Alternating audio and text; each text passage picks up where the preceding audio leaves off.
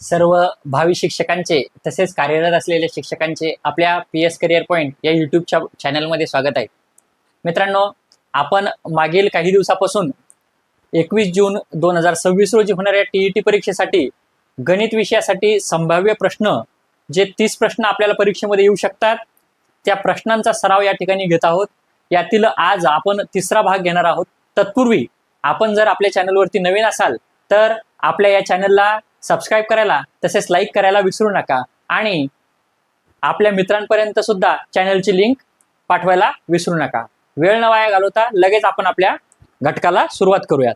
बघा मित्रांनो, आपल्याला मी अगोदरही तुम्हाला जसं सांगितले आहे, एकूण 150 प्रश्न परीक्षेमध्ये येत असतात आणि या 150 प्रश्नापैकी 30 प्रश्न हे गणित विषयाचे असतात. आणि बऱ्याच मुलांना काय होतंय तर गणित विषय हा फार कठीण जातो आणि या 30 पैकी त्यांना जास्तीत जास्त 10 ते 12 गुण मिळतात आणि इथेच त्यांना आपलं जे ध्येय आहे 90 गुण मिळवण्याचं हे स्वप्न पूर्ण होत नाही. का तर गणित विषयामध्ये त्यांना खूप कमी गुण मिळतात. पण जर हाच विषय आपला जो वीक पॉइंट आहे हा आपण आपला जर प्लस पॉइंट बनवला आणि या 30 पैकी आपल्याला किमान जर 25 गुण मिळाले तर आपल्याला या 150 पैकी 90 गुण मिळवण्यापासून कोणीही रोखू शकणार नाही. आणि त्यामुळेच आपण परीक्षेमध्ये जसे प्रश्न येतात तसेच प्रत्येक व्हिडिओमध्ये 30 प्रश्न घेऊन आलेलो आहोत. यातला पहिला प्रश्न आपण आज लगेच सुरू करूयात. बघा मित्रांनो, तर खालीलपैकी जोडमूळ संख्यांचा पर्याय कोणता? काय प्रश्न आहे तर जोडमूळ संख्या. जोडमूळ संख्या म्हणजे काय अगोदर हे आपल्याला माहिती पाहिजे. जोडमूळ संख्या म्हणजे काय की अशा दोन मूळ संख्या की ज्यातील फरक हा किती असला पाहिजे? 1 असला पाहिजे. म्हणजे त्या दोनही मूळ संख्या असल्या पाहिजे आणि त्यातला फरक हा किती असला पाहिजे? फक्त 1 असला पाहिजे. बरोबर की 2 असला पाहिजे? नाही, तर त्यांच्या मध्ये बघा, त्यांच्या मध्ये फक्त 1 संख्या पाहिजे. तर किती पाहिजे? त्यांच्यामध्ये फक्त किती संख्या पाहिजे? 1 संख्या पाहिजे. याचं उदाहरण म्हणजे कसं तर 3 व 5. बघा, 3 आणि 5 च्या मध्ये किती आहे? फक्त 4. ही एकच संख्या येते. एकच काय येते तर संख्या येते. त्यानंतर 5 आणि 7 हे दोन्ही काय आहे? मूळ अंक आहेत, मूळ संख्या आहे. त्याच्यामध्ये किती येतो? 6. मग आपल्याला या पर्यायामध्ये पण तसंच पाहिजे की याचा फरक किती असला पाहिजे? 2 चा असला पाहिजे. फरक किती असला पाहिजे? 2 चा असला पाहिजे. म्हणजेच काय तर त्या दोन्ही संख्येमध्ये किती अंक असले पाहिजे? एकच संख्या किंवा अंक असला पाहिजे. मग बघा, आपला पर्याय क्रमांक 1 दिलेला आहे, 2, 3, 4. तर आता काय करायचंय? आपल्याला जर 100 पर्यंत संख्या दिलेल्या असतील तर आपल्याला मूळ संख्या ओळखणं सोपं जातं. पण जर 100च्या वरच्या जर मूळ संख्या दिल्या असेल तर मग काय करायचं? तर अशा वेळेला वापरायचं, मी प्रत्येक व्हिडिओमध्ये जे सांगतो, 4 पर्याय बघायचे आणि त्यातला कोणता पर्याय असूच शकत नाही तो अगोदर कट करायचा. मग कसा? तर बघा, इथे काय केलेलं आहे तर इथे बघा 1, 2, 3 123 संख्या आहे आणि जर या अंकांची बेरीज केली 3 आणि 2 5 आणि 1 6 आणि 6 या अंकाला किंवा संख्येला 3 ने भाग जातो, ती आपली 3 ची कसोटी आहे. म्हणजेच काय तर 123 ही मूळ संख्या नाही, म्हणून पर्याय क्रमांक 2 होणार नाही. आता बघा, इथे बघा, इथे एकक स्थानी 5 आहे. एकक स्थानी 5 याचा अर्थ काय? कोणत्याही संख्येच्या एकक स्थानी जर 0 किंवा 5 असेल तर त्या संख्येला काय होतंय? 5 ने निश्चय भाग जातो, म्हणून या संख्येला सुद्धा 5 ने भाग जाईल, म्हणून हा सुद्धा पर्याय कट होईल. आणि आता इथे बघा 7 आणि 7 14 आणि 15 आणि 1 16 हे येतं 16. मग या संख्येला कदाचित काय? या संख्येला कदाचित काय होऊ शकतं? 3 ने भाग जाणार नाही किंवा काही नाही. मग हे बघा 8 8 9 9 8 आणि 1 9 आणि 9 18. बघा हे 18 आले, म्हणजेच या संख्येला 3 ने भाग जातो. 189 ला 3 ने भाग जातो, म्हणून हा सुद्धा पर्याय होणार नाही. मग बघा मित्रांनो, पर्याय क्रमांक 2 नाही, पर्याय क्रमांक 3 नाही, पर्याय क्रमांक 4 नाही. याचाच अर्थ काय तर उत्तर आपलं पर्याय क्रमांक 1 असणार आहे. बघा, आपल्याला मूळ संख्या त्या आहेत की नाही हे माहीत सुद्धा नव्हतं, पण तरी पण आपण उत्तर काढलेलं.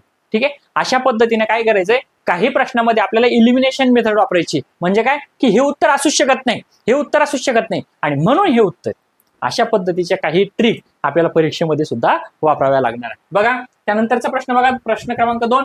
11 ते 21. बघा, 11 ते 21 या संख्यामधील समसंख्या आणि विषम संख्या यांच्या बेरजेतील फरक किती? बघा, म्हणजे काय करायचंय तर 11 ते 20 मधल्या समसंख्या बघायच्या, त्यांची बेरीज करायची. नंतर 11 ते 20 मधल्या विषम संख्या बघायच्या, त्यांची बेरीज करायची आणि दोन्हीचा काय करायचंय? फरक करायचा. यासाठी एक सूत्र आहे. पण मित्रांनो सूत्र कधी कधी आपले विसरतात. काही जो सूत्र आपल्याला पाठ करायचे आहेत ते पाठच करायचे, पण काही सूत्र आपले विसरतात. मग याच्यासाठी सोपी पद्धत कोणती? थोडा वेळ जाईल, पण काय तर यातल्या दोन्हीतल्या समसंख्या आणि विषम संख्या बघायच्या. मग समसंख्या कोणत्या यातल्या? 12 बघा, 12 14 16 18 आणि 20. करा यांची बेरीज. 2 आणि 4 6, 6 आणि 6 12, 12 आणि 8 20 शून्य. 2 2 आणि 2 4 5 6 7 8. किती आली? 80. आता विषम संख्यांची बेरीज करा, पण विषम संख्यांची सुरुवात कितीपासून आहे? 11 पासून, मग 13, मग 15, मग 17, मग 19 आणि 21 सुद्धा आपल्याला घ्यावा लागेल. का? कारण इथे आपल्याला त्या संख्या दिलेल्या आहे. मग करा बेरीज. 1 आणि 3 4, 4 आणि 5 9, 9 आणि 7 16, 16 आणि 9 25, 25 आणि 1 16 आणि 9 25, 25 आणि 1 26. बरोबर आहे का? पुन्हा एकदा बेरीज करा. 2 1 आणि 9 10, 10 आणि 7 17, 17 आणि 5 17 आणि 5 22, 22 आणि 3 25 आणि 1 26. अच्छा आली 2, 2 आणि 1 3, 4 5 6 7 8 9 96. मग 96 मधून 16 गेले, उत्तर आले 16. बघा पुन्हा एकदा बघा मित्रांनो, काय केलंय आपण? याची बेरीज केली, ती आली 80. बरोबर 80 येते का? एकदा चेक करून घेऊ. 2 आणि 4 6, 6 आणि 6 12, 12 आणि 8 20, 20 शून्य. अच्छा आली 2, 2 आणि 2 4 5 6 7 8. ओके. तसंच इथं काय केलं आपण? 11 13 15 17 19 आणि 21 या संख्या घेतल्या, यांची काय केली? बेरीज केली. बेरीज कशी केली? 1 आणि 3 4, 4 आणि 5 4 आणि 5 9, 9 आणि 7 9, 9 आणि 7 16, 16 आणि 9 16 आणि 9 25, 25 आणि 1 26. 6 चाली 2, 2 आणि 3 4 5 6 7 8 9 96. उत्तर किती आलं आपलं? 16. पर्याय क्रमांक 2 हे याचं उत्तर. ठीक आहे. त्यानंतरचा प्रश्न बघा. 7चा घातांक वजा 2. बघा, 7चा घातांक वजा 2 ही स्थानिक किंमत असणारा अंक खालीलपैकी कोणता? बघा, जर 7चा घातांक वजा मध्ये असेल तर याचा अर्थ काय असतो? किती दिलेले? वजा 2. म्हणजेच काय? 7च्या खाली 2 शून्य असतात, ही ती संख्या असते. मग हे 2 शून्य याचं आपण दशांश अपूर्णांकामध्ये रूपांतर करून घेऊयात. मग हे 2 शून्य जर इकडे घेतले नंतर ते काय होईल? तर 2 शून्य नंतर दशांश चिन्ह म्हणजे 0.07. आणि मग 0.07 ही कोणत्या अंकाची स्थानिक किंमत आहे? तर बघा, इथे 0.7 येते, इथे 0.007 येते, इथे 0.07 येते आणि इथे 7च नाही, म्हणून हा तर पर्याय राहणार नाही. मग यातला पर्याय क्रमांक 3 हे आपलं उत्तर होईल. समजलंय का? तर काय? दशांश चिन्हाच्या उजवीकडे बघा काय सांगतोय मी, एक संख्या जर घेतली, ही दशांश चिन्हाच्या उजवीकडे जर संख्या असेल, अंक दिलेला असेल, तर त्याची स्थानिक किंमत काय असते? तर तो दशांश चिन्हाच्या इकडे जेवढ्या बाजूला संख्या आहे त्याच्या अगोदर तेवढे शून्य द्यायचे. म्हणजे 1 2, मग 1 2 या 7ची स्थानिक किंमत 7. पण जर दशांश चिन्हाच्या डावीकडे अंक असेल तर काय करायचंय? त्याच्या दशांश चिन्हापर्यंत जेवढे अंक त्याच्या पलीकडे आहे तेवढे शून्य द्यायचे. म्हणजे या 7ची स्थानिक किंमत किती येईल? 70 येईल. समजलंय? त्यानंतरचा प्रश्न बघा. बघा मित्रांनो, आपण टेस्ट सिरीज एक सुरू केलेली आहे. ही कशासाठी? तर आपण काय करणार आहे? अभ्यास सर्वजण करणार आहे. पण अभ्यासाबरोबरच आपण आपला अभ्यास योग्य दिशेने चालू आहे की नाही हे बघण्यासाठी आपण आपल्या एक टेस्ट सिरीज सुरू केली आहे. आणि त्यामध्ये पेपर 1 तसेच पेपर 2 दोन्हीचेही एकूण आपण 10 प्रश्नपत्रिका देणार आहोत. जर आपण इच्छुक असाल तर आपल्या ऍपचं नाव आहे PS करिअर पॉइंट. या ऍपला डाउनलोड करा आणि ऍपला डाउनलोड केल्यानंतर आपण ही टेस्ट सिरीज खरेदी करू शकता. टेस्ट सिरीजची किंमत आपण अत्यंत माफक ठेवलेली आहे. पेपर 1 ज्यांना खरेदी करायचा आहे त्यांच्यासाठी फी ठेवलेली आहे 199 रुपये. ज्यांना फक्त पेपर 2 खरेदी करायचा आहे त्यांना फी आहे 199 रुपये. आणि जर आपल्याला दोन्ही पेपर एकदाच खरेदी करायचे असेल तर दोन्हीची किंमत मिळून आपण फक्त 299 रुपये एवढी ठेवलेली आहे. जर आपल्याला या टेस्ट सिरीज विषयी अधिक माहिती हवी असेल तर आपला नंबर 9673 बघा 9673 55 85 75 या क्रमांकावर आपण व्हॉट्सअप मेसेज किंवा कॉल करू शकता. आपल्याला याविषयी इत्थंभूत माहिती दिली जाईल. बघा त्यानंतरचा प्रश्न आहे आर्यनचा 10वा वाढदिवस. बघा 10वा वाढदिवस केव्हा आहे त्याचा? तर 20 मार्चला आहे. केव्हा आहे? 20 मार्च 2020 ला आहे. तर त्या दिवशी कोणता वार होता? शुक्रवार होता. बघा कोणता वार होता? शुक्रवार होता. कोणता वार होता? शुक्रवार होता. तर त्याच्या जन्मदिवसाचा वार कोणता? त्याच्या काय जन्मदिवसाचा वार कोणता? म्हणजे काय?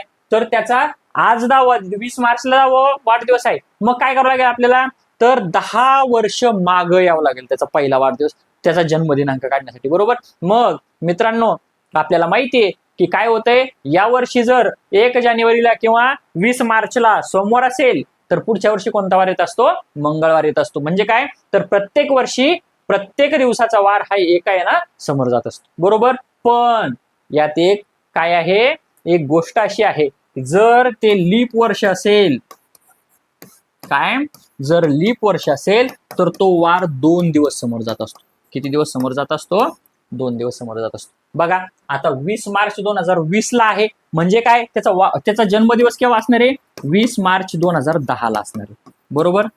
हा काय असणार आहे, त्याचा जन्मदिवस. म्हणजेच हे 20 मध्ये आपल्याला काय झालंय, 10 वर्ष आपल्याला मागे यायचं आहे. म्हणजे ते किती वार झाली, 10 वार झाले. किती वार झाले, 10 वार आपण मागाल. पण फक्त तेवढे वार मागे येऊन आपल्याला जमणार नाही. मग काय करावं लागेल, तर त्यामध्ये लीप वर्ष किती येतात ते बघायचे, आणि लीप वर्षाचा एक एक वार आणखी आपल्याला काय करावं लागेल, कमी करावं लागेल. इथं वाढवावा लागणार नाही, वार आपल्याला मागं घ्यावं लागणार आहे, समोर घ्यायची गरज नाही. तर बघा 2020 हेच लीप वर्ष आहे, म्हणजे हा एक वार झाला. त्यानंतर 2020च्या अगोदर 2016 हे एक लीप वर्ष आहे, म्हणजे हा एक वार मागे आपल्याला जावं लागेल. आणि 2012 हे एक लीप वर्ष आहे, म्हणजे हा एक वार आपल्याला मागे जावं लागेल. म्हणजे आपल्याला एकूण किती वार मागे जाण्याची गरज आहे, तर 3 वार मागे जाण्याची गरज आहे. म्हणजे 10 आणि त्याच्यामध्ये आपल्याला किती मिळवावे लागणार आहे, 3 मिळवावे लागणार, म्हणजे 13 वार मागे जायचं आहे. मग आपल्याला माहितीये 7 वारानंतर तोच दिवस येत असतो. मग यातले 7 वार काढून टाका, तरी आपले 13 मधून 7 गेले, काय, 13 मधून 7 गेले तरी किती वार राहतात, 5 वार. मग शुक्रवारच्या पाठीमागे बघा, शुक्रवारच्या पाठीमागे आपल्याला काय करायचंय, 5 वार यायचं आहे. मग शुक्रवारच्या पाठीमागे 5 वार या. तर शुक्रवारच्या अगोदर बघा काय करतोय मी, एकदम हळूवार सांगतो आहे आणि प्रत्येक गोष्ट हळूहळू सांगतोय. त्याचं कारण काय, परीक्षेमध्ये आपल्याला मी पुन्हा पुन्हा सांगतो आहे, 150 पैकी 150 प्रश्नांची उत्तरं बरोबर द्यायची नाही. आपल्याला 150 पैकी फक्त 90 गुण मिळवायचे आहे. त्यामुळे आपल्याला जे प्रश्न येत नाही ते प्रश्न आपण फास्ट सोडवले तरी चालेल, पण ज्या प्रश्नाला थोडा वेळ लागतो पण त्याचं उत्तर बरोबर येऊ शकतं ते स्लो प्रश्न सोडवायचे. तसाच हा प्रश्न आहे. आपल्याला शुक्रवारच्या पाठीमागे 5 वार यायचा आहे. मग शुक्रवारच्या पाठीमागे पहिला वार गुरुवार, बरोबर, दुसरा बुधवार, तिसरा मंगळवार, बरोबर, चौथा सोमवार, 5वा रविवार, बरोबर का, बरोबर. म्हणजे आपण काय केलंय, 13 मधून 7 काढले तर ते 6 वार येतात, 5 नाही येत, 6 वार येतात. म्हणून याच्या मागे आणखीन एक यावं लागेल आपल्याला, तर तो कोणता वार येतो, शनिवार. कोणता वार येतो, शनिवार. म्हणून याचं उत्तर कोणतं राहणार आहे, शनिवार. बघा काय केलंय आपण, 10 वर्ष मागे म्हणून ते 10, 3 लीप वर्ष म्हणून ते 3 झाले 13. 13 मधून 7 काढले का, कारण काय, तर प्रत्येक 7 दिवसानंतर तोच वार येत असतो. मग 7 दिवस मागे पण तोच वार येणार. मग 13 मधून 7 गेले, उरतात 6. म्हणून शुक्रवार पासून 6 वार मागे, गुरुवार, बुधवार, मंगळवार, सोमवार, रविवार आणि शनिवार. म्हणून याचं उत्तर पर्याय क्रमांक 4 शनिवार हे येईल. ठीक आहे. त्यानंतरचा प्रश्न बघा, एका आयताची लांबी, बघा लांबी दिलेली आहे आपल्याला, किती दिलेली आहे, 24 सेंटीमीटर. नंतर रुंदी 7 सेंटीमीटर आहे. ठीक आहे, ब्रीड दिलेली आहे 7 सेंटीमीटर. ओके. तर त्या आयताचा कर्ण किती असेल, हे बघा एक आयत आहे, त्याची लांबी दिली, त्याची रुंदी दिली, काढायचं काय, कर्ण दिलेलं आहे. आपल्याला माहितीये तर आयताचा प्रत्येक कोण हा काटकोन असतो. काटकोनाच्या 2 बाजू जर आपल्याला माहिती असेल तर आपल्याला त्याचा कर्ण काढणं एकदम सोपं जात असतं, बरोबर. तर कर्ण काढण्याचं सूत्र काय आहे मग, तर दोन्ही बाजूच्या लांबीचा वर्ग बरोबर कर्णाचा वर्ग. म्हणजेच काय, तर 24चा वर्ग अधिक 7चा वर्ग बरोबर कर्णाचा वर्ग. मग 24चा वर्ग असतो 576 अधिक 7चा वर्ग असतो 49 बरोबर असतो कर्णाचा वर्ग. मग करायची बेरीज, 9 आणि 6 1505, हातचा आला 1, 8 आणि 4 1202, हातचा आला 1, 625 बरोबर कर्णाचा वर्ग.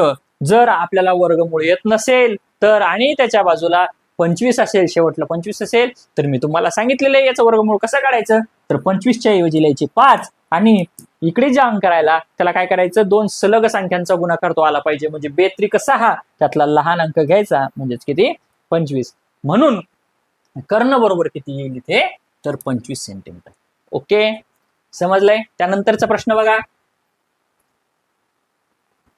3 मीटर उंची व 1 मीटर त्रिज्या असलेल्या पाण्याच्या टाकीचा, एक पाण्याची टाकी आहे बघा, ही पाण्याची टाकी आहे. ठीक आहे. मग आता काय सांगितलेलं त्यांनी, ही पाण्याची टाकी आहे त्यांची, काय सांगितलं त्यांनी, तर 3 मीटर उंची आहे. ही काय आहे, 3 मीटर उंची आहे आणि 1 मीटर त्रिज्या आहे. ह्या पाण्याच्या टाकीची त्रिज्या किती आहे, 1 मीटर आहे. ओके, मग आता पुढे काय झालेलं आहे, 1/5 भाग एका तासात भरला, याचा 1/5, 1/5 म्हणजे आपण 5 हिस्से करूयात बघा, 1 2 3 4 5, हे बघा हा भाग भरलाय. किती तासात भरला, तर 1 तासामध्ये, 1 आवर मध्ये भरला. आता पुढे काय झालंय, आणखी 2 तासात भरल्यानंतर आणखी 2 तास भरले, एका तासात 1/5, मग आणखी 2 तास म्हणजे काय, तर आणखी एका तासात 1/5, आणखी एका तासात 1/5. बरोबर, एवढा भाग भरला तर किती भाग रिकामा राहील बघा, एकूण भाग 1 2 3 4 5, 5 पैकी 1 2 3 भाग भरले, 3/5 भरला, म्हणजेच काय राहील, तर 2/5 आपला रिकामा राहील, 2/5 भाग राहिला. म्हणून याचं उत्तर पर्याय क्रमांक 2 हे होईल. ठीक आहे. त्यानंतरचा प्रश्न बघा, काही पेट्यांमध्ये समान संख्येत चेंडू ठेवले. बघा, काही पेट्या आहेत आणि त्या पेट्यामध्ये काय केलं आहे, तर समान संख्येमध्ये काय केलेलं आहे, तर चेंडू ठेवलेले आहे. प्रत्येक पेटीमध्ये 15 किंवा 20 किंवा 25 चेंडू आहेत. ठीक आहे.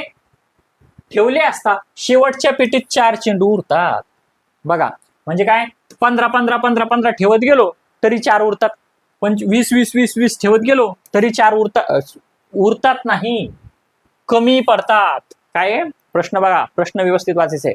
काय होते, 4 कमी पडतात. ठीक आहे. आणि 25 पण ठेवले तर 4 कमी पडतात. याचा अर्थ काय, सगळ्यात सोपं याचा काढायचा आहे लसावी. आपल्याला लसावी काढता येत नसल तरी काही हरकत नाही, सरळ सरळ काय करायचं, या प्रत्येक पर्यायाला या प्रत्येक संख्येने भाग द्यायचा. जर भाग देत असताना काय काय सांगतो व्यवस्थित बघा, आता 15चा पाडा म्हणत असताना बाकी जर 11 उरले तर ते उत्तर बरोबर. का, 11 + 4 15, हे 4 कमी पडतात ना. ठीक आहे.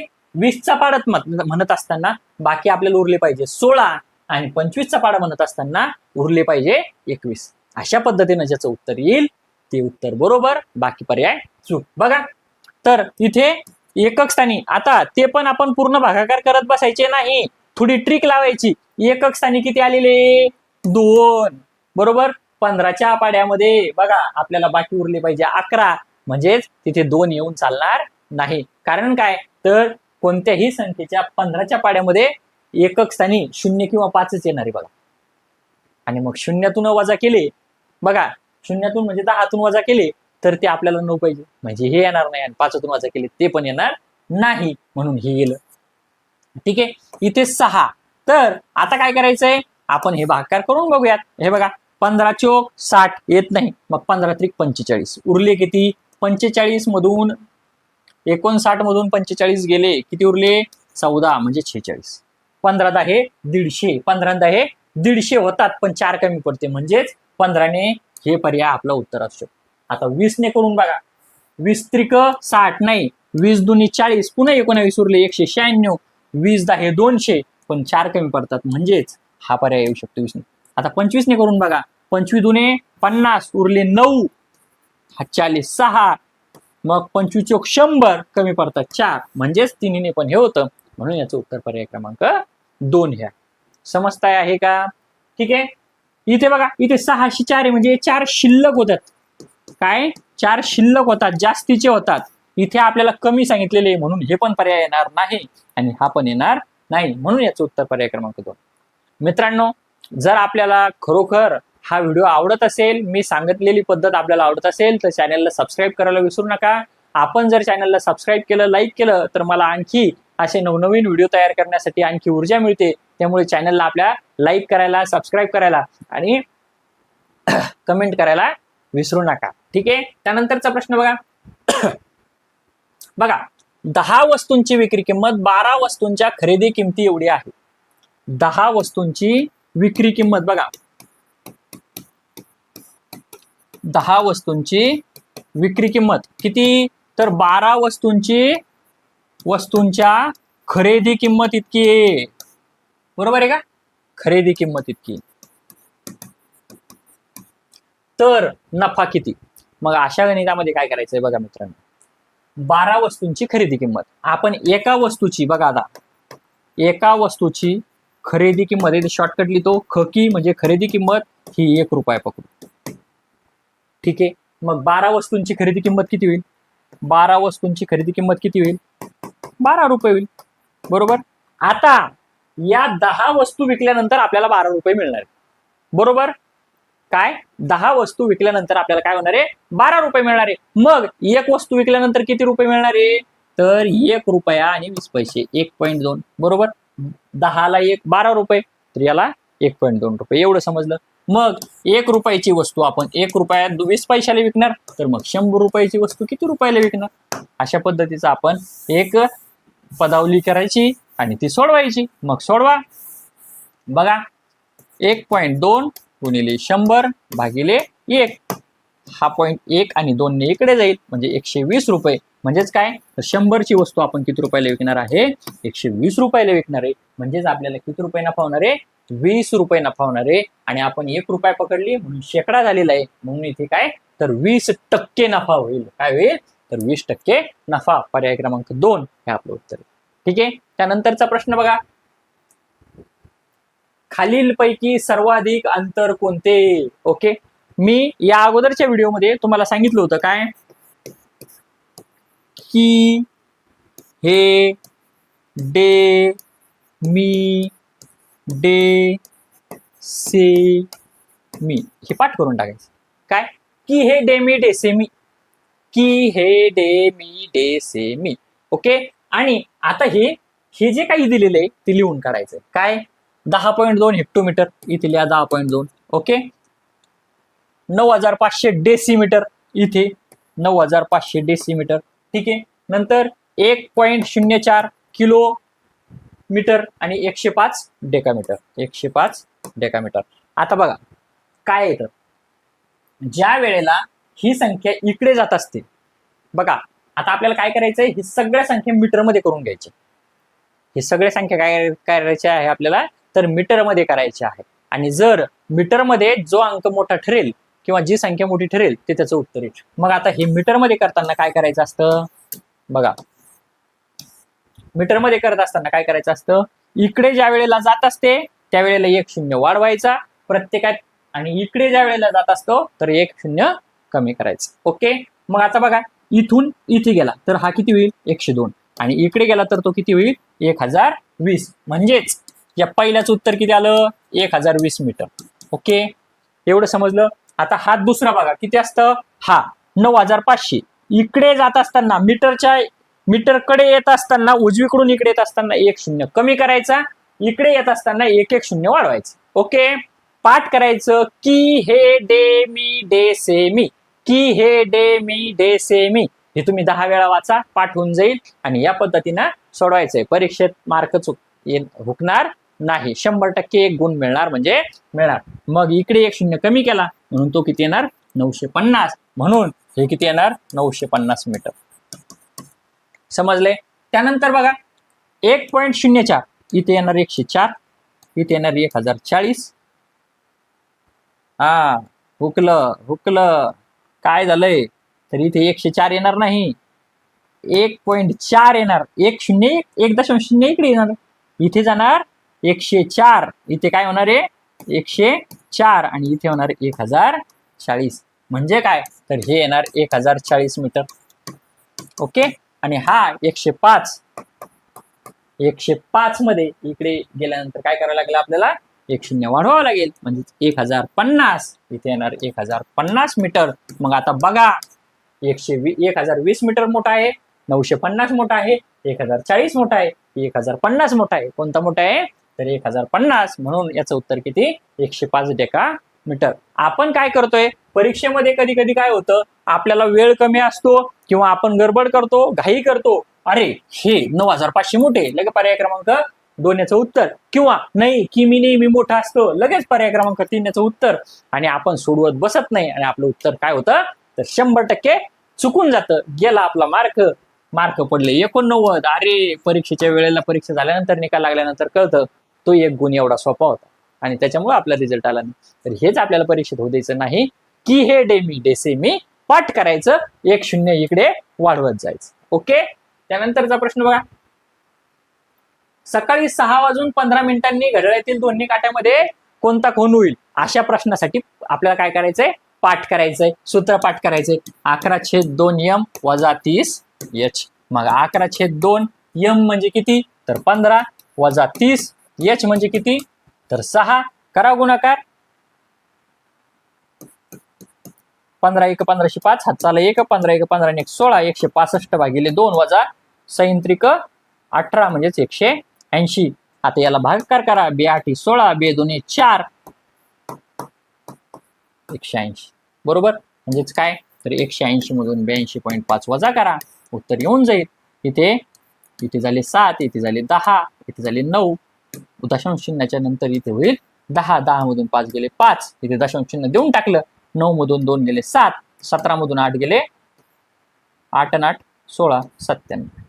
म्हणजेच याचं उत्तर किती आलं तर 97.5. पर्याय क्रमांक 3 हे आपलं उत्तर राहील.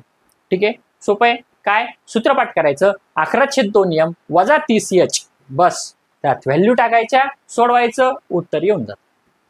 ठीक आहे. त्यानंतरचा प्रश्न बघा, एका वर्तुळाची त्रिज्या 7 सेंटीमीटर आहे. त्रिज्या किती दिलेली आहे आपल्याला तर 7 सेंटीमीटर दिलेली. ठीक आहे, ओके. नंतर काय सांगितलेलं आहे तर त्या वर्तुळाचा परिघ किती असेल, त्या वर्तुळाचा काय सांगितलेले आपल्याला परिघ. मग वर्तुळाचा परिघ बरोबर सूत्र काय आहे, वर्तुळाचा परिघ बरोबर सूत्र काय आहे तर 2πr. त्रिज्याची व्हॅल्यू टाकून द्या, पायची व्हॅल्यू असते 22/7, इथे 7, हे कटलं, 22×2 = 44, म्हणजेच किती उत्तर पर्याय क्रमांक 2 44 सेंटीमीटर. सूत्रपाठ असेल, कॅल्क्युलेशन फास्ट असेल, गणित विषय कठीण नाही. ठीक आहे. त्यानंतरचा प्रश्न बघा, 5, 2, 8 आणि 1 या अंकांचा प्रत्येकी एकदाच वापर करून 4 अंकी जास्तीत जास्त किती समसंख्या तयार होतील. किती समसंख्या सांगितलेली आहे बघा मित्रांनो आपल्याला. तर काय करायचं आहे, या प्रश्नाचं उत्तर तुम्ही कमेंट बॉक्स मध्ये द्यायचं आहे. याची एक सोपी पद्धत, एक तुम्हाला ट्रिक सांगतो. एकूण संख्या जर दिलेल्या असतील तर काय करायचं आहे, 1 × 2 × 3 × 4 असं करायचं आहे. त्याचा गुणाकार करायचा, 4×3=12, 12×2 सॉरी 12×2 24, 12×2 किती 24. मग एकूण संख्या तयार होतात 24. पण तुम्हाला या प्रश्नामध्ये काय सांगितलेलं आहे तर किती समसंख्या तयार होईल. यासाठी तुम्ही काय करायचंय, एका प्रश्नाचं उत्तर तुम्ही काय करायचं आहे कमेंट बॉक्स मध्ये द्यायचं आहे. या प्रश्नाचं उत्तर तुम्ही तेवढं कमेंट बॉक्स मध्ये द्या. म्हणजे काय होईल, तुम्ही सुद्धा प्रश्न सोडवत असताना किंवा व्हिडिओ बघत असताना काय करायचं आहे, वही आणि पेन सोबत घेऊन बसायचं आहे. फक्त व्हिडिओ पाहिल्यानंतर तुम्हाला बोर होईल. आणि गणित विषय असा असतो, ज्या वेळेला तुम्हाला सोडवायचा वही आणि पेन आपल्या जवळ असला पाहिजे. ठीक आहे. त्यानंतरचा प्रश्न बघा, 2 संख्यांच्या बेरजेचा वर्ग. बघा 2 संख्या आहे, पहिली संख्या पकडू आपण a, दुसरी संख्या पकडू b. यांच्या बेरजेचा वर्ग म्हणजे a + b यांच्या बेरजेचा वर्ग किती आहे तर 4225 एवढा आहे. असून त्यांचा गुणाकार म्हणजे a × b यांचा गुणाकार किती आहे 900 आहे. तर त्या संख्येतील फरक किती बघा. आता आपल्याला काढायचं यांच्यातला फरक. मग याच्यासाठी काय करावं लागेल तर यासाठी एक साधं आणि सोपं सूत्र आहे. कोणतं, a - b म्हणजे दोन्हीतला फरक त्याचा वर्ग हा काय असतो तर a + b चा वर्ग म्हणजे दोन्ही संख्यांच्या बेरजेचा वर्ग वजा 4ab. हा ab म्हणजेच काय तर दोन्ही संख्यांचा गुणाकार. ज्या व्हॅल्यू दिलेल्या आहे त्या व्हॅल्यू त्याच्यामध्ये टाका. a + b चा वर्ग म्हणजे 4225 वजा 4 × 900 बरोबर. म्हणजेच काय 4225 वजा 3600 करा वजा बाकी 5 2 इथे आले 3 इथे 12 625. आता 625 हा काय झाला फरकाचा वर्ग. आपल्याला फक्त फरक काढायला सांगितलेला आहे. 625चं वर्गमूळ किती असतं तर ते असतं 25. म्हणून याचं उत्तर पर्याय क्रमांक 3 हे होईल. ठीक आहे समजतंय. त्यानंतरचा प्रश्न घेऊयात. हा तर बघा काय होता आपला नंतरचा प्रश्न. तर 84 ही संख्या 57 वेळेस घेऊन गुणाकार केल्यास गुणाकाराच्या एकक स्थानी कोणता अंक येईल. बघा यामध्ये एक ट्रिक असते मुलांना. कोणती तर बघा 84 गुणिले 84 गुणिले 84 असं 57 वेळा घेत बसायचं नाही. अशा प्रश्नामध्ये काय असतं तर हा जो अंक आपण प्रत्येक वेळेस जर गुणाकार करत गेलो तर त्याची एक सिक्वेन्स तयार होते किंवा एक क्रम तयार होतो आणि तो क्रम आपल्याला शोधायचा आहे आणि त्यानुसार त्याचं उत्तर येतं. म्हणजे कसं तर बघा 84 हा एक वेळा घेतला तर त्याचे एकक स्थानी 4 येतात. जर 2 वेळा घेतली म्हणजे 84 गुणिले 84 जर केलं तर हे 4 चोक 16 म्हणजे त्याचे एकक स्थानी 6 येते. जर 3 वेळा घेतला म्हणजे 84 गुणिले 84 गुणिले 84 तर 4 चोक 16 16 चोक 64 म्हणजे त्याचे एकक स्थानी 4 येतात. जर 4 वेळा घेतला म्हणजे 84 गुणिले 84 गुणिले 84 गुणिले 84 तर 4 चोक 16 16 चोक 64 म्हणजे 4 आणि पुन्हा 4 चोक 16 म्हणजे त्याच्या एकक स्थानी 4 आहे. हा एक सिक्वेन्स तयार झालाय. कसा म्हणजे एकदा 4 येतो नंतर 6 नंतर 4 नंतर 6 म्हणजे 4 6 4 6. 84 एक वेळा घेतला तर 4 2 वेळा घेतला तर 6 3 वेळा घेतला 4 4 वेळा घेतला 4 6 अशा पद्धतीचा सिक्वेन्स इथे तयार होतोय. काय अशा पद्धतीचा सिक्वेन्स इथे तयार. आता आपल्याला सांगितले काय की किती वेळा घ्यायचा आहे 57 वेळा. बघा एक वेळा 4 2 वेळा 6 3 वेळा 4 म्हणजे विषम वेळा जर का घेतला तर 4 येतो आणि समवेळा जर का घेतला तर काय येतोय 6 येतो. मग 57 हे अंक कोणता आहे. ही संख्या कोणती आहे तर ही विषम संख्या आहे. म्हणून विषम स्थानी कोणता येणार आहे अंक 4. म्हणून 84 हा अंक 57 वेळा जर का घेतला तर त्याच्या एकक स्थानी कोणता अंक येणार आहे तर 4 हाच अंक येणार. ठीक आहे समजलं. आता तुम्ही काय करायचं आहे एक प्रश्न आहे बघा 28 ही संख्या बघा ही संख्या 57 वेळेस घेतल्यास 57 वेळेस घेतल्यास एकक स्थानी कोणता अंक येईल. कोणता अंक येईल या प्रश्नाचं उत्तर तुम्ही काय करायचं आपल्या कमेंट बॉक्स मध्ये द्यायचं आहे. 28 ही संख्या 57 वेळेस घेतल्यास एकक स्थानी कोणता अंक येईल. याच पद्धतीने करायचं आहे. फक्त काही प्रश्नामध्ये काय होतं तर 4 6 4 6 असा सिक्वेन्स न येता 1 3 6 9 किंवा 2 4 6 8 असा 4 वेळेचा सुद्धा सिक्वेन्स येऊ शकतो. तर त्याचे आपण काय करायचं आहे तो विचार करून प्रश्न सोडवायचा. ठीक आहे. त्यानंतरचा प्रश्न बघा एका वर्तुळाचा परिघ. इथे परिघ दिलेला आहे. परिघाचं सूत्र आपल्याला माहिती आहे 2 पाय r. तो किती आहे 88 म्हणजे 2 गुणिले 22/7 गुणिले r बरोबर 88. आता इकडे जाऊन हे गुणाकार व्यस्त होईल हा भागाकारामध्ये जाईल म्हणजेच r बरोबर काय येणार आहे आपलं 88 गुणिले 7/22 आणि गुणिले 1/2. हे इकडे 2 होते म्हणून तिकडे 1/2. हे 22 दुने 44 हे आलं 44. मग 44 1 44 44 दुने 88 बेसाती 14 म्हणजेच r म्हणजे त्रिज्या किती येणार आहे तर 14. म्हणून याचं उत्तर किती पर्याय क्रमांक 2 हे राहील. ठीक आहे. त्यानंतरचा प्रश्न बघा एका समलंब चौकोनाच्या समांतर बाजू. हे बघा एक समलंब चौकोन आहे. ठीक आहे. याच्या समांतर बाजू किती आहे तर 24 आणि 16 आहे आणि त्याची उंची किती दिली आपल्याला. उंची ही असते बघा समांतर चौकोनाची उंची ही असते आणि ती किती आहे 12 मीटर आहे. तर त्याचे क्षेत्रफळ किती. याचं एक साधं आणि सोपं सूत्र आहे बघा. कोणतं तर समलंब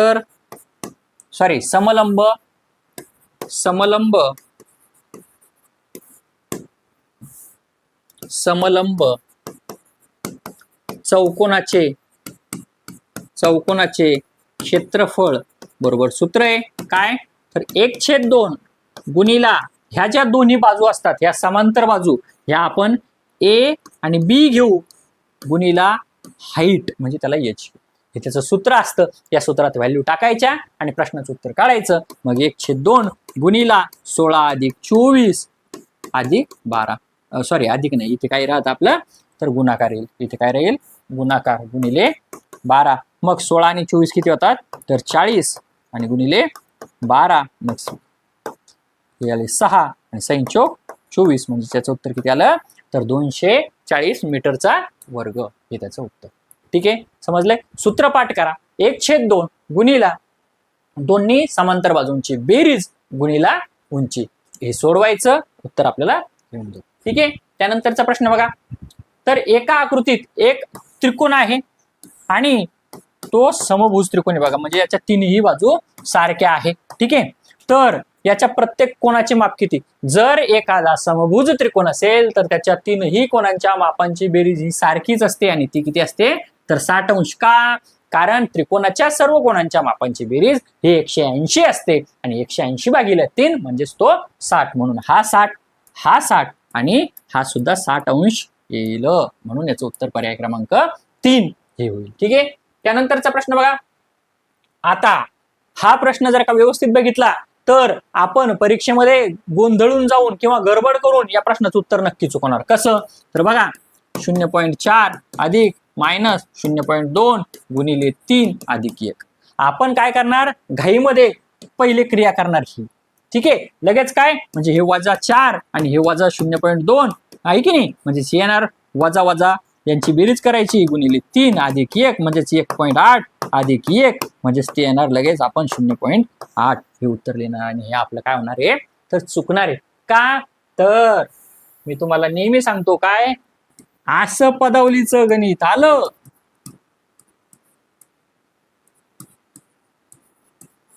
तर आपलं हे विसरायचं नाही. काय, कंचे भागू बेव, कंस चे भागाकार गुणाकार बेरीज वजाबाकी. ठीक आहे. मग इथे बघा, इथे काय आहे, तर इथे गुणाकार अगोदर आहे बघा मित्र आहे. मग हा गुणाकार अगोदर करायचा आहे. ठीक आहे. मग याचा गुणाकार किती येतो, तर -0.6 अधिक 1. बघा आता हे मायनस आहे, हे मायनस आहे, म्हणून याची काय करायची, बेरीज करायची, पण मायनसचं चिन्ह द्यायचं. मग 0.4 अधिक 0.6 म्हणजेच ते येतं 1.0. 1.0 म्हणजेच 1, म्हणजेच -1 अधिक 1. 1 मायनस आहे, 1 प्लस आहे, म्हणून त्याचं उत्तर किती येणार, 0. पर्याय क्रमांक 2 याचं उत्तर आहे. ठीक आहे. त्यानंतरचा प्रश्न बघा. अमोल कारने ताशी 60 किमी वेगाने, हे बघा एका तासाला ताशी किती किलोमीटर वेग आहे, तो 60 किमी वेगाने. ठीक आहे. तो 300 किलोमीटर अंतर जातोय. मग 300 किलोमीटर अंतर गेला आणि तासाला 60 किलोमीटर, मग तो किती तास चालला हे काढून घेऊ आपण. 5 तास. एकूण किती तास जातोय, तो 5 तास जातोय. ठीक आहे. वेगात आता त्याचा जो पहिला वेग होता हा 60, याच्यात वाढ करायची. याच्यात वाढ किती करायची आहे, तर 1/5, म्हणजे याच्या 1/5 आणखी त्याच्यात मिळवायची. मग 60च्या 1/5 किती येते, 12. किती येते, 12. म्हणजेच या 60 मध्ये काय करायचं आपल्याला, 12 मिळवायचे, म्हणजे ते किती येतं, 72. म्हणजे त्याचा वेग त्याला किती करायचा आहे, 72 किलोमीटर प्रति तास. एका घंट्याला तो 72 किलोमीटर जाणार. तर तेवढ्याच वेळात, म्हणजे किती वेळात, 5 तासात तो किती जाईल, मग याला गुणिले 5 करा. 5 1 5 5 2 10 0, आजचा 1 5 7 35 आणि 1 36, म्हणजे तो किती जाणार, 360 किलोमीटर जाणार. ठीक आहे. जर परीक्षेत तुम्हाला असं विचारलं असतं तर तेवढ्याच वेळात तो आणखी किती अंतर शिल्लक जाईल, तर तो शिल्लक किती जाईल, 60 किलोमीटर हे त्याचं उत्तर राहील. ठीक आहे. त्यानंतरचा प्रश्न बघा. खालीलपैकी कोणती संख्या 36 ने विभाज्य नाही. बघा मित्रांनो काय सांगितलेले, बघा खालीलपैकी कोणती संख्या 36 ने विभाज्य नाही. 36 ने विभाज्य नाही म्हणजे 36 ने भाग जात नाही. मग आता या संख्येमध्ये 36चा भागाकार करत बसायचं का, आपल्याला 36चा पाडा येतो का, नाही. मग अशा वेळेला काय करायचं, तर या 36चे अशी दोन अवयव बघा पडते बघा. म्हणजेच काय, जर या दोन्ही संख्येने या संख्येला भाग जात असेल, म्हणजे 4 ने आणि 9 ने ज्या संख्येला भाग जात असेल दोन्हीने, त्या संख्येला 36 ने सुद्धा जातो. हे आपल्याला माहिती असावं लागतं. मग इथे आपल्याला 4ची कसोटी माहित पाहिजे आणि 9ची कसोटी माहित पाहिजे. मग 4ची कसोटी काय असते? कोणत्याही संख्येचे जे शेवटचे 2 अंक असते म्हणजे एकक आणि दशक, ह्या 2 अंकाला जर का 4ने भाग जात असेल तर त्या पूर्ण संख्येला 4ने भाग जातो. ही काय आहे? 4ची कसोटी. आणि 9ची कसोटी काय आहे? तर दिलेल्या संख्येतील प्रत्येक अंकांची बेरीज केली असता त्या बेरजेला जर 9ने भाग जात असेल तर त्या संख्येला सुद्धा 9ने निश्चित भाग जातो. आणि या दोन्ही गुणधर्म किंवा दोन्ही क्रिया जर का पूर्ण होत असेल तर त्या संख्येला 36ने सुद्धा नक्की भाग जाईल. ठीक आहे. मग आता बघा आपण काय करूयात, संख्या घेऊन बघूयात. 72. मग 72ला 4ने भाग जातो का? 4 1 4 उरले 3, 8 चौक 32 म्हणजे 4ने भाग जातो. म्हणजे एक गोष्ट पूर्ण होते. बरोबर. मग आता या पूर्ण संख्यांची बेरीज करू. 5 आणि 4 9, 9 आणि 7 16, 16 आणि 9 2 18. 18ला सुद्धा 9ने भाग जातो. म्हणजेच या संख्येला 36ने भाग जातो. या संख्येला काय होते? 36ने भाग जातो. आता पर्याय क्रमांक 2 बघा. 92 आहे. 4 2 8, 1 उरला 4 3 12 म्हणजे 4ने भाग जातो. आता 9ने जातो पा. 6 आणि 1 7, 7 आणि 9 16, 16 आणि 2 18 म्हणजे याला सुद्धा 9ने भाग जातो. म्हणजेच या संख्येला सुद्धा 36ने भाग जातो. ठीक आहे. त्यानंतर 44ला 4ने भाग जातो. आता हे 4 आणि 4 8, 9 10 11, 11 आणि 7 18 याला सुद्धा 36ने भाग 100% जाणार. आता राहिला पर्याय क्रमांक 4. 3ला भाग जातो याचा अर्थ चौथ्याला जाणार नाही. उत्तर आपलं पर्याय क्रमांक 4 100% राहील. पण तरी पण आपण एकदा चेक करून घेऊया. 58 बघा. 4 1 4, 1 उरला 4, 4 चौक 16 उरले 2, बाकी 2 उरले म्हणजे 4ने भाग जात नाही. 9ने करण्याची गरजच नाही. पण 9ने सुद्धा एकदा करून बघूयात. 9 मग 8 आणि 2 10, 10 आणि 5 15, 15 आणि 8 23, 23ला सुद्धा 9ने जात नाही. त्याला 4ने भाग जात नाही, 9ने भाग जात नाही. म्हणून 36ने सुद्धा भाग जात नाही. म्हणून पर्याय क्रमांक 4 हेच याचं उत्तर राहील. ठीक आहे. समजतंय? ओके. त्यानंतरचा प्रश्न बघा.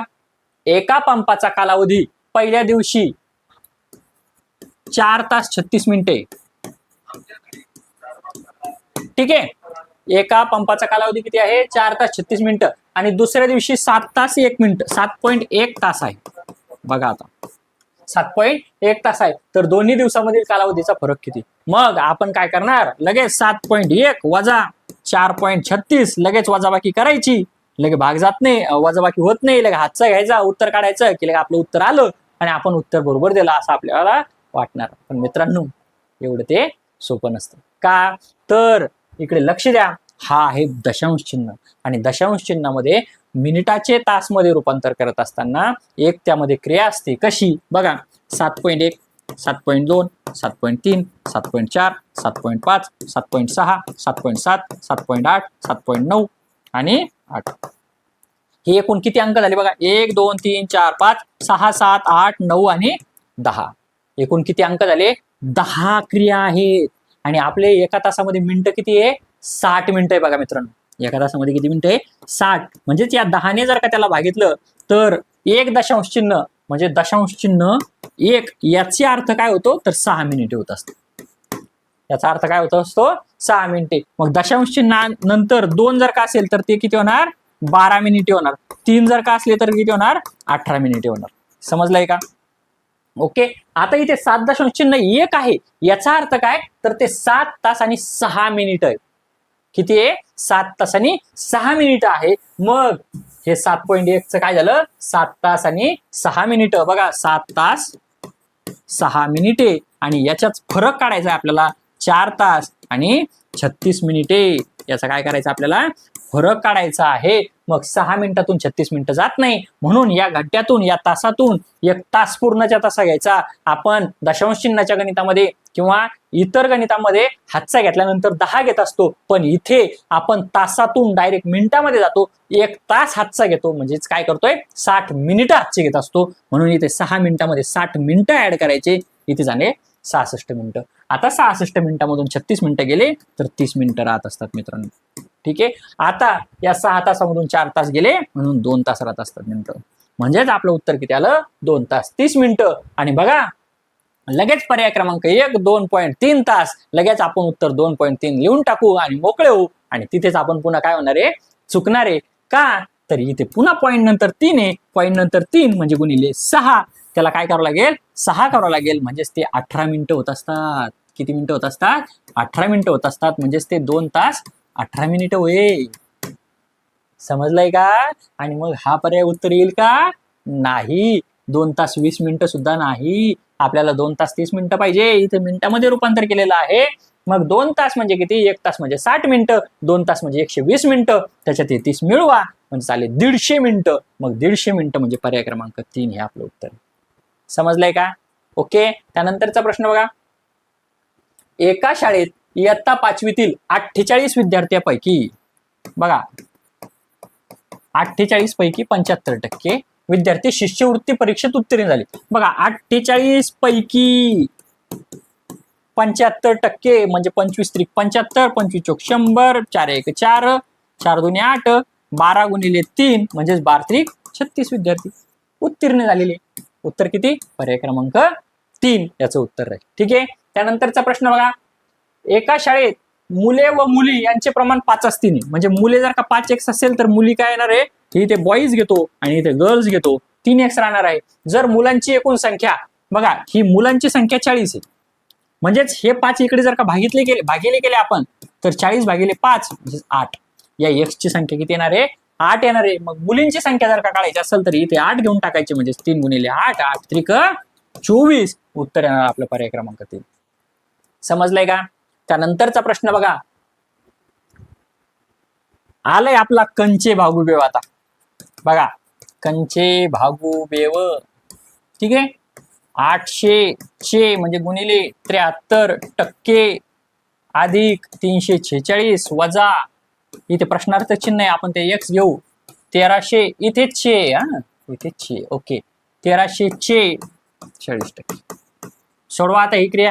हे 2 शून्य हे 2 शून्य कट, हे 2 शून्य हे 2 शून्य कट. करा गुणाकार. 8 त्रिक 24, 7 2, 7 8 56, 56 57 58 अधिक 346 वजा x बरोबर 0, 13 चोक 52. आता करा ही बेरीज. 6 4 10 0, हातचा 1, 9 4 13 3, हातचा 1, 6 3 9 वजा x बरोबर 520. बघा मित्रांनो, ही बेरजेमध्ये इकडे जाऊन काय होणार? अधिक मध्ये होणार वजा x बरोबर 520 वजा 930. बरोबर. हे बेरजेत होते, इकडे जाऊन वजा होणार. आता जर आपल्याला हे वजाचं चिन्ह काढायचं असेल तर काय करायचं? सर्वांचे चिन्ह बदला. याचं चिन्ह वजा होईल, याचं चिन्ह अधिक होईल. बरोबर. म्हणजेच काय तर 903 अधिक आहे वजा 520 आहे, याची वजाबाकी करा, ती येते 410. म्हणजेच x ची व्हॅल्यू किती येणार आपली? पर्याय क्रमांक 4, 410. समजलंय? सोपे प्रश्न असतात, फक्त काय आहे एक एक एक एक एक एक क्रिया आपण करत जायची. ठीक आहे. आपलं उत्तर 100% येणार. आणि मित्रांनो, जर तुम्हाला बघा मी काय सांगतोय, जर तुम्हाला इयत्ता या टीईटी मध्ये तुम्हाला 30 पैकी 25च्या वर गुण मिळवायचे असेल तर 4थी स्कॉलरशिप, 5वी नवोदय, 7वी स्कॉलरशिप आणि 8वी NMMS यातील गणित करा. इतर कोणतेच गणित करण्याची तुम्हाला गरज नाही. त्याबरोबर आपले व्हिडिओ बघा, PS करिअर पॉइंट या युट्यूब चॅनल मधले व्हिडिओ बघा. इतर काहीच करू नका. 30 पैकी 25च्या वर गुण द्या. तसे तर 30 पैकी 30 प्रश्न येतील, पण वेळेवर आपले 1-2 प्रश्न चुकतात, त्यात काही हरकत नाही. 30 पैकी 25च्या वर 100% पडतील. फक्त काय नियम कोणता? PS करिअर पॉइंटचे व्हिडिओ ते कुठे मिळतील? तर आपल्या युट्यूब चॅनलवर, हे ज्यावर तुम्ही बघत आहात त्यावर. त्यासाठी काय करायचं आहे? आपल्या चॅनलला तुम्ही सबस्क्राईब करून ठेवायचं आहे. त्यानंतर 4थी स्कॉलरशिप, 5वी नवोदय, 7वी स्कॉलरशिप, 8वी NMMS एवढं करा. इतर तुम्हाला गणितासाठी काहीच करण्याची गरज पडणार नाही. बघा. त्यानंतर कारागीर चार शिड्या तयार करतो. प्रत्येक शिडीत 40 सेमी अंतरावर 12 पायऱ्या आहेत. बघा 4 शिड्या तयार करतोय तो. 1 2 3 आणि 4 अशा 4 शिड्या तो तयार करतोय. आणि प्रत्येक शिडीत किती पायऱ्या आहे? 12 पायऱ्या आहे मित्रांनो. किती पायऱ्या आहे? 12 पायऱ्या आहे. मग 12 पायऱ्या करून घेऊ आपण. 1 2 3 4 5 6 7 8 9 10 11 12. बरोबर. अशी शिडी असते आपली. अशा 4 शिड्या तो तयार करतो. ठीक आहे. आता अशा 4 शिड्या तयार केल्यानंतर त्याने काय सांगितलंय? प्रत्येक पायरीत किती अंतर आहे? 40 सेंटीमीटरचं अंतर आहे. म्हणजे इथे 40, इथे 40, इथे 40, इथे 40, इथे 40. हे पूर्ण याच्यामध्ये किती किती अंतर आहे? तर 40 अंतर आहे. आता त्यांनी काय सांगितलं? तर पायऱ्याशिवाय म्हणजे ह्या पायऱ्या काढून टाकायच्या, याच्यात पायऱ्याचं अंतर आपल्याला माहित नाही, म्हणजे हे जे अंतर आहे हे आपल्याला माहित नाही, हे दोन इथलं जे अंतर आहे आपल्याला माहिती नाही. शिवाय लागणाऱ्या बांबूंची एकूण लांबी किती, म्हणजे ही जी लांबी आहे ह्या 4 शिड्यासाठी ही किती. मग आता आपल्याला लांबी काढायची बघा, 1 2 3 4 5 6 7 8 9 10 11 किती असतात ते 11 असतात. किती असतात हे 11 असतात. 1 2 3 4 11 म्हणजेच 11 गुणिले काय करावं लागेल आपल्याला 40 करावं लागेल बरोबर. मग ते किती येतं 440. पण मित्रांनो आपण आपल्या घरी पायऱ्या आहेत, तुम्ही पायऱ्याचं जर का व्यवस्थित निरीक्षण केलं तर खाली ही सुद्धा जागा असते एवढी, ही पण तेवढीच असती म्हणजे 40, आणि सर्वात वरती सुद्धा जागा असते ही सुद्धा तेवढीच असते 40. म्हणून हे 40 आणि 40 80 याच्यात काय करावं लागेल आपल्याला मिळवावं लागणार आहे. म्हणजेच ते माप किती येणार 520. ते माप किती येणार आहे 520. आता हे झालं एकीकडचं अंतर 520, आणि हे पण काय राहणार आहे हे पण 520च राहणार आहे. हे पण किती राहणार आहे 520. म्हणजे एक पायरी तयार एक शिडी तयार करायला त्याला किती किती माप लागणार आहे तर 1040 सेंटीमीटर त्याला लागणार आहे. 1040 सेंटीमीटर त्याला लागणार आहे बरोबर. मग अशा तयार किती करायचे 1 2 3 4 म्हणजे 1040 गुणिले 4 0 4 चौक 16 7 चाल 1 4160. आता 4160 हे काय झालं सेंटीमीटर. आपल्याला विचारलं काय मीटर. जर सेंटीमीटरचं मीटर मध्ये रूपांतर करायचं असेल त्याला भागायचं 1000 ना. मग 1 2 3 बरोबर 1000 ने भागायचं 100 ना. कितीने भागायचं 100 ने. कितीने भागायचं 100 ने. मग 1 2 म्हणजे ते किती येणार 41.60 मीटर. मीटरचे किलोमीटर मध्ये रूपांतर करत असताना 1000 ने भागायचं आणि सेंटीमीटरचे मीटर मध्ये रूपांतर करत असताना 100 ने भागायचं. म्हणजेच त्याचं उत्तर किती येणार 41.60. पर्याय क्रमांक 3 हे याचं उत्तर. समजलंय का. सोपा प्रश्न होता. काय केलंय त्या पायऱ्याचं अंतर आपण काढलं, एकीकडची बाजू झाली, दुसरा बांबू किती राहील आणि गुणिले 4. ओके. त्यानंतरचा प्रश्न बघा. रमेशकडे काही रक्कम होती. आपल्याला रमेशकडची एकूण रक्कम माहिती नाही, काही रक्कम होती. त्याने त्या रकमेपैकी 1/3 म्हणजे एकूण रकमेपैकी 1/3 रक्कम पुस्तकासाठी खर्च केले आणि 1/4 रक्कम बचत केली. हे दोन्ही त्याने काय केलंय बचत केली. आता उरलेली त्याच्याकडची रक्कम आहे ती 500 रुपये. उरलेली रक्कम किती आहे 500 रुपये आहे. तर सुरुवातीची रक्कम किती होती म्हणजे सुरुवातीची एकूण रक्कम किती होती हे काढायचं. बघा हे 1x आणि हे याची आपण अगोदर त्याची बचत किती झाली हे काढून घेऊ. बघा हे किती झाली 4 1 12 हे 4 आणि हे 3 म्हणजे 712. हा काय केलाय त्याने खर्च केलाय 712x त्याने काय केलाय खर्च केलाय. कशामध्ये तर पुस्तकात खर्च केला आणि बचतीत खर्च केला 712x. पण 12 हिस्स्यापैकी 7 हिस्से त्याने विकले, पण राहिले किती हिस्से तर 5 हिस्से राहिले. किती हिस्से राहिले 5 हिस्से राहिले. म्हणजेच काय तर 512x भाग राहिला आणि हे जे राहिलेली रक्कम हे आपल्याला त्यांनी किती सांगितली होती 500 रुपये सांगितली होती बरोबर. मग करा हे x इथे राहील 500 गुणिले 12 भागिले 5. मग 5 1 5 हे आले 100 बरोबर का. आणि मग 100 गुणिले 12 म्हणजेच 1200. एकूण रक्कम त्याची सुरुवातीची किती होती तर पर्याय क्रमांक 2 1200. समजलंय. त्यानंतरचा प्रश्न बघा. एक वस्तू 1500 रुपये विकल्यास जितका नफा होतो त्याच्या दुप्पट तोटा 1320 रुपयाला विकल्यास होतो. बघा काय सांगितलेले 1500 रुपयाला विकली एक वस्तू 1500 ला विकली तर जेवढा नफा होतो त्याच्या दुप्पट तोटा किती रुपयाला विकल्यावर 1320 रुपयाला तोटा होतो. पण किती होतो दुप्पट. जेवढा नफा झाला त्याच्या दुप्पट तोटा होतो एवढं लक्षात ठेवायचं. तर त्या वस्तूची मूळ किंमत किती. बघा मित्रांनो अशा प्रश्नामध्ये शेकडा नफा नफ्याचं सूत्र तोट्याचं सूत्र हे पाठ करत बसायचं नाही किंवा इथं ते डोकं लावायचं नाही. अशा प्रश्न जर का आला सरळ सरळ काय करायचं पर्याय पाहिजे आणि पर्याय सोडवायचं. कसं तर बघा इकडे 1500 रुपयाला विकली, मूळ किंमत आपण जर का 1380 पकडली तर काय होणार दोन्हीची वजाबाकी करा 120 रुपये नफा होणार बरोबर का. जर 1380 रुपयाला वस्तू विकली तर 120 रुपये नफा होणार. पण जर 1320 ला जर का विकली 1380 ची वस्तू 1320 ला विकली तर काय होणार 60 रुपये तोटा होणार बरोबर. हे पहा नफा 120 रुपये तोटा 60 रुपये. तोटा दुप्पट आहे का नफ्याच्या दुप्पट म्हणजे 120 चे दुप्पट 240 आहे का नाही. इथे तोट्याच्या दुप्पट नफा आहे आपल्याला ते सांगितलेलं नाही, म्हणून पर्याय क्रमांक 1 उत्तर राहणार नाही. मग पर्याय क्रमांक 2 बघायचा. काय आहे? 1440. 1500ची वस्तू 1440ला विकली, नफा झाला 60 रुपये. नफा किती झाला? 60 रुपये. बघा इथे 60 रुपये नफा, बरोबर. आणि जर का 1320ला विकली, 1440ची वस्तू 1320ला विकली, तर 0, 2, 1, 120 रुपये तोटा झाला. बघा नफ्याच्या दुप्पट, 60च्या दुप्पट 120 आहे. 60ची दुप्पट काय आहे? 120 आहे. म्हणजेच आपलं उत्तर बरोबर आहे. ठीक आहे, समजलंय? अशा पद्धतीनं काही प्रश्न आपल्याला काय आहे तर पर्यायावरून पण सोडवावे लागत असतात. ठीक आहे, त्यानंतरचा प्रश्न बघा. जर रोहनला प्रत्येक विषयात सरासरी 65 गुण मिळवायचे आहेत. आता विषय किती बघा, 1, 2, 3, 4 आणि 5.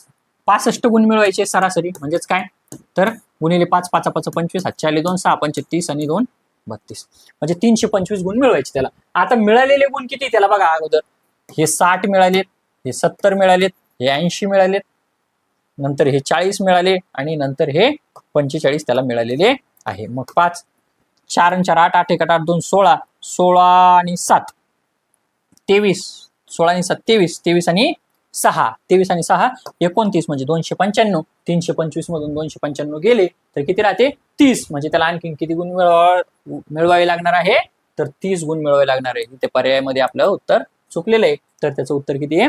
30. ठीक आहे, त्यानंतरचा प्रश्न बघा. रोहनच्या गणित, विज्ञान आणि इंग्रजी विषयाच्या गुणांची सरासरी किती? गणित मध्ये 70, नंतर कोणतं सांगितलं त्यांनी? विज्ञान मध्ये 80, नंतर कोणतं सांगितलं त्यांनी?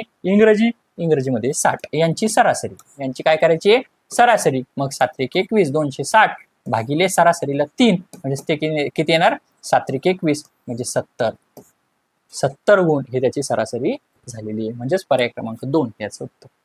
ठीक आहे, त्यानंतरचा आणि आजचा शेवटचा प्रश्न आहे मित्रांनो. बघा काही उपयोजनात्मक पण प्रश्न आपल्याला येऊ शकतात, त्यासाठीचा हा एक प्रश्न आहे.